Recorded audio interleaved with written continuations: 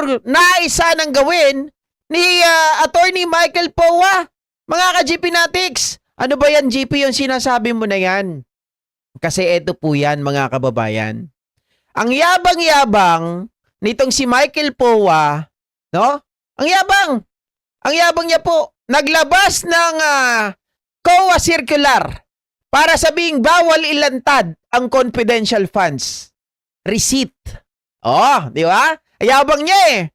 Kaya lang mga ka-GP Natics, eto, ang twist na huli ni Attorney Lorna Kapunan, mga kababayan, na teka, ano ba pinag-uusapan natin dito?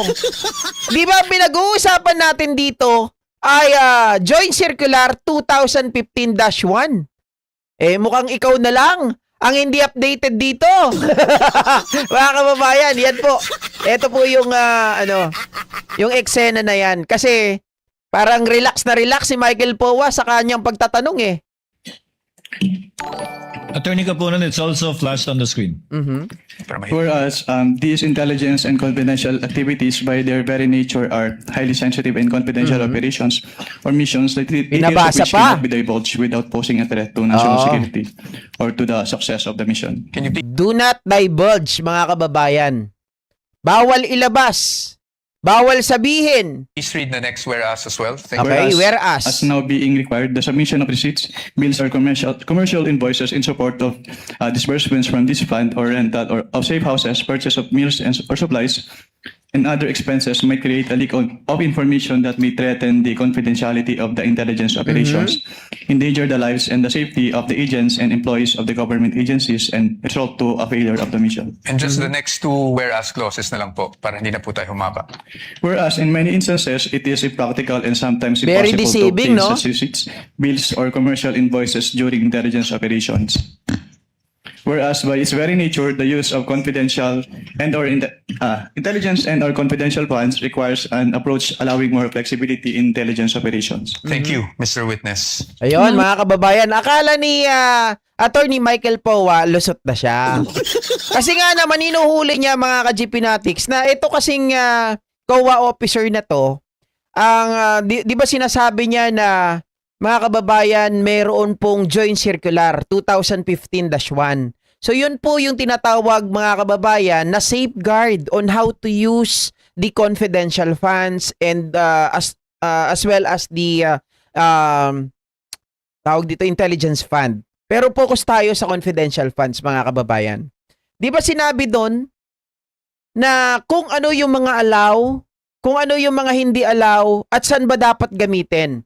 Nagtatanong itong si Attorney Lorna Kapunan na, mga kababayan, na yung mga sari-sari store, grocery store, yun ba ay mga dapat confidential? Sabi ni nung witness, mga kababayan, hindi po. Kasi ang confidential ay yung paggagamitan, hindi yung pinagbilhan. Tama naman, mga ka-GP Natics. Kumbaga nabasag yung ano nila doon yung narrative.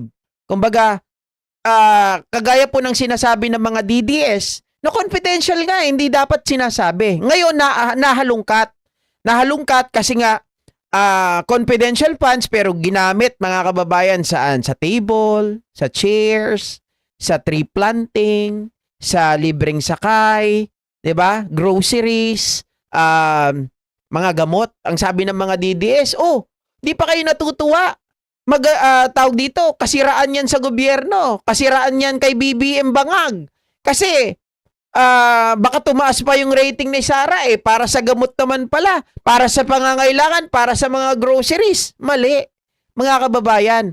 Ngayon, etong si Attorney Michael Powa, kala niya nakaisa na siya. Diba? Kala niya nakaisa na siya. Sinisira niya yung depensa ni Attorney Lorna Kapunan sa pamamagitan po ng pagpababasa dito sa witness, mga ka-GP Natics. Pero tingnan niyo po ang plot twist. Manifestation, Your Honor. First of all, this exhibit presented by counsel for the respondent is dated October 1, 1992, Your Honor. Whereas the joint circular cited as basis by this witness, Your Honor, is dated 2015, Your Honor. There is no indication here Aray ko.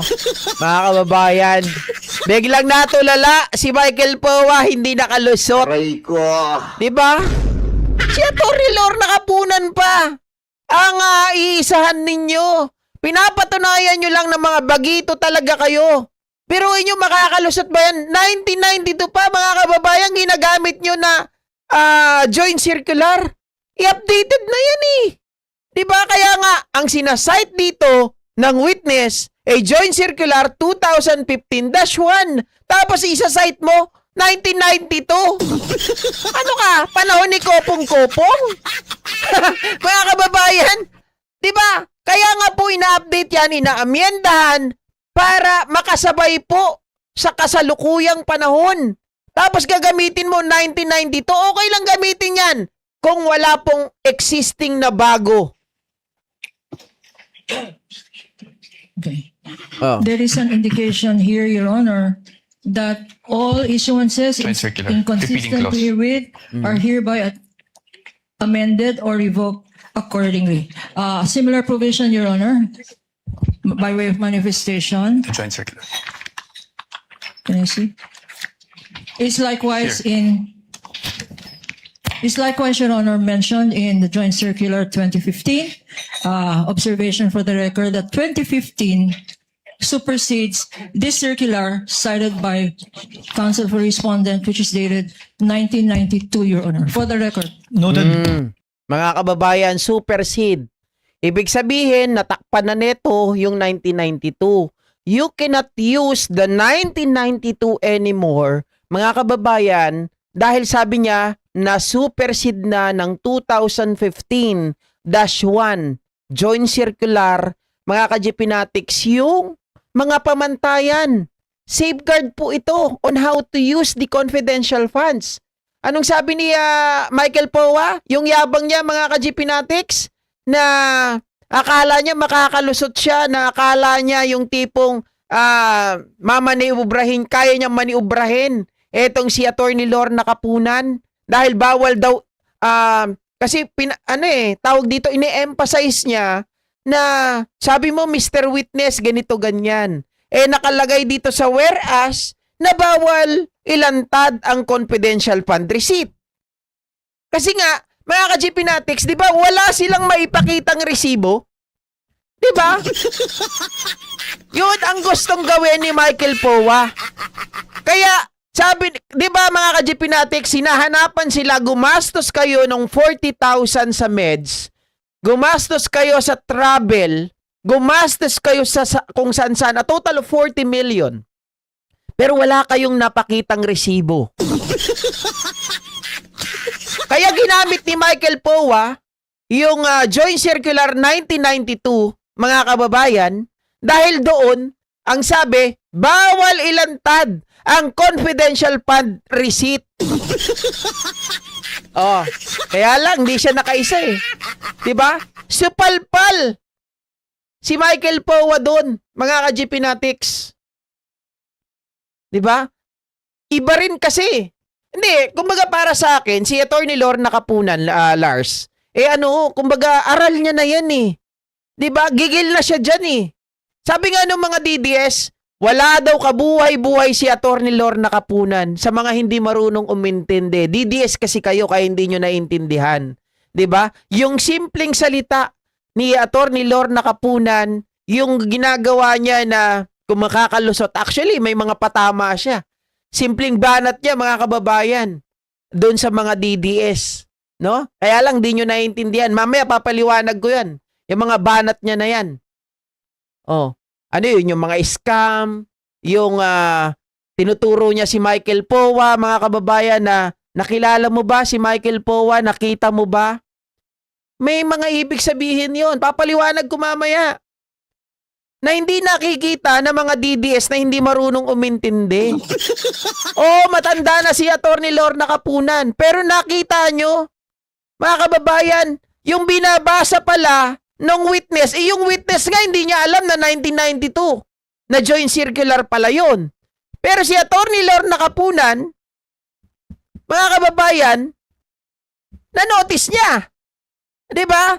Kasi kabisado po niya, yan ang kaibahan nang kapag ikaw ay veterano, pinag-aaralan mo yung kaso, pinag-aaralan mo yung joint circular, pinag-aaralan mo din mga kababayan, yung requirements on how to use the confidential funds. Kapag nagbago yun, uy, something off. At chinek ni Lorna Kapunan, uy, ang sinasite mo, 1992 na. Anong sabi niya kay Michael Poa, mga ka-GPnatics? Meron siyang sinabi eh. Matindi yung kanyang binitawan. Sabi niya doon, na-update na ang rules. Ikaw na lang ang hindi. Diba? Na-update na ang rules. Ikaw na lang ang hindi. Biruin nyo. Para lang makalusot doon sa bakit wala kayong maipakitang resibo? Bakit wala kayong maipasang resibo sa COA? Dahil bawal daw ayon sa Joint Circular 1992. Bawal ipakita ang confidential fund receipt. Ay, nako, mga kababayan. Tama. Pati yung mga pangalan na halatadong gawa-gawa lang, Andilim, Alejandro Piquet, di ba? O tama, papunta pa lang sila, mga kababayan. Siguradong pabalik na si Atty. Lorna Kapunan. Matindi mga sarcasm ni Atty. Kapunan. Kapag hindi mo nakuha yan, mga ka-GPnatics, ang tawag sa'yo, Bopols. Ibig sabihin, ikaw din ay hindi updated. Outdated ka rin. 'Di ba? Pag hindi mo nakukuha yung sarcasm na yun ni Atty. Lorna Kapunan, yung sinasabi niya, kaya nga po pinapa-strike, 'di ba? Stricken of the record ni Michael Poa yung katulad ng scam. Mga ka-GPnatics, ano yung sinabi doon ni Atty. Lorna Kapunan?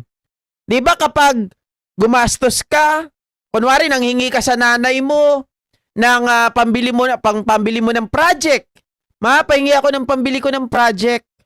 Pahingi ako ng pambili ko ng libro.